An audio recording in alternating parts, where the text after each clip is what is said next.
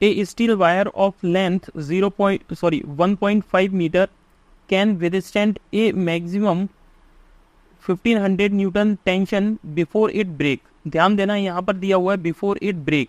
Break से मतलब ये हो गया कि ब्रेकिंग पॉइंट पर कभी भी हुक्स लॉ वैलिड नहीं होता, तो यहाँ पे हुक्स लॉ नहीं लगेगा। तो यहाँ पर अगर मैं लिखूंगा स्ट्रेस, तो स्ट्रेस इज इक्वल्स टू होगा फोर्स अपॉन एरिया, राइट। यहाँ पर आप ये नहीं लिख सकते stress is equals to Young's modulus into strain, क्योंकि ये गलत हो जाएगा। ब्रेकिंग पॉइंट पे कभी भी हुक्स लॉ वैलिड नहीं होता। The tensile strength of the steel is 5 × 10⁸ Newton पर मीटर स्क्वायर। मुझे स्ट्रेस कितनी दे रखी है?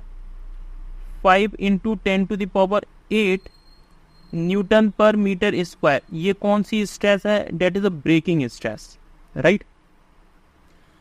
और मुझे टेंशन कितनी दे रखी है? ब्रेकिंग टेंशन मुझे दे रखी है, डेट इज 1500 न्यूटन।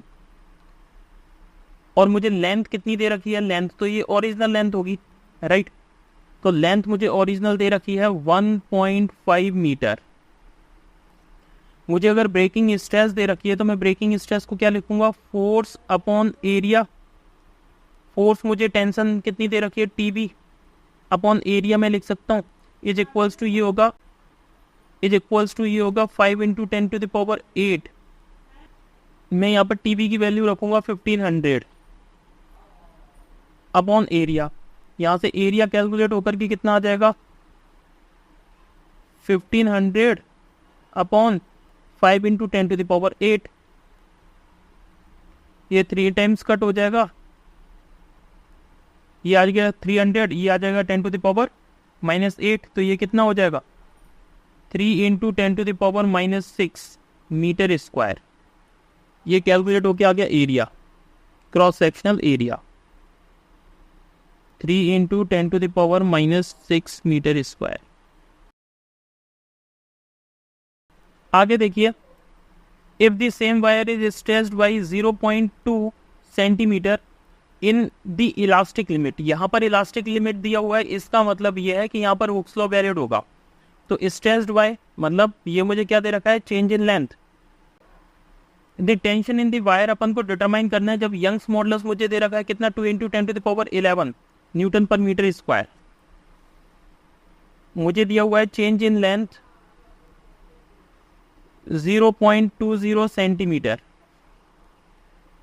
सेंटीमीटर को मीटर में चेंज कर दूं, कितना हो जाएगा? 0.20 × 10⁻⁻2 मीटर। यंग्स मॉडुलस मुझे दे रखा है कितना? 2 × 10⁻11 न्यूटन पर मीटर स्क्वायर। मुझे कैलकुलेट करना है क्या? टेंशन। मैं यहाँ पे हुक्स लॉ लगा सकता हूँ, क्योंकि मुझे विद इन इलास्टिक लिमिट दिया हुआ है, तो मैं हुक्स लॉ लगा रहा हूँ यहाँ पे। हुक्स लॉ के according stress is equals to होगा यंग्स मॉडुलस इनटू स्ट्रेन। ये होगा force upon area is equals to Young's modulus into strain को मैं लिख सकता हूँ change in length upon original length.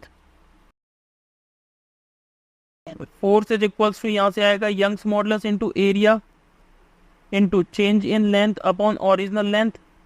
Young's modulus कितना है? 2 × 10⁻11 इंटू एरिया कितना हो जाएगा? 3 × 10⁻⁻6 इंटू चेंज इन लेंथ कितनी है? 0.20 इंटू 10⁻⁻2 अपॉन ओरिजिनल लेंथ मुझे कितनी दे रखी है? ओरिजिनल लेंथ दे रखी है 0.5 मीटर। इसे मैं कैलकुलेट कर रहा हूँ, तो फोर्स इज इक्वल्स टू आएगा, ये पावर 8 हो गई, ये पावर 11 है, तो यहाँ कितनी बचेगी? 3 पावर। यहाँ देखिए 0.2, इसे मैं लिख सकता हूँ 1/5, राइट।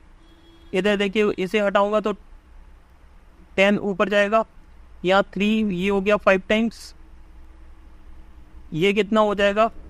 2 × 10⁻4 अपॉन इधर आ जाएगा 25, ये कितना हो जाएगा? 800 न्यूटन।